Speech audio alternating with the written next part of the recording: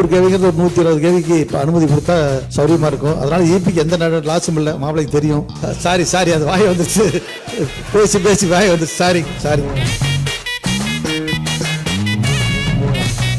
தனியார் நிறுவனங்களில் solar panel நிறைய போடுறாங்க.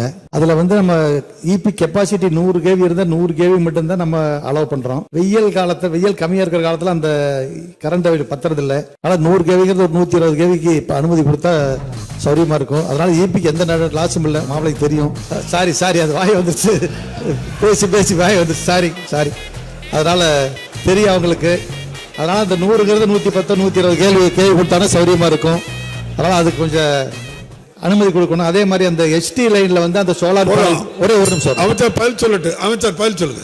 இல்ல ஒரே சோலார் பேனல் HT லைன்ல சீக்கிரம் அனுமதி கிடைக்க மாட்டேங்குதுன்றாங்க. அதனால கொஞ்சம் சீக்கிரம் அனுமதி கொடுக்க ஏற்படும் அன்போடு கேட்டுக்கிறேன். நன்றி. மாண்புமிகு அமைச்சர். மாண்புமிகு பேரவைத் தலைவர் அவர்களே, தனியார் சோலார் பேனல் அமைப்பு குறித்தும் தனியாருடைய அந்த இணைப்புகள் குறித்தும் மாண்புமிகு உறுப்பினர்கள் இங்கே எடுத்து சொல்லியிருக்கின்றார்கள்.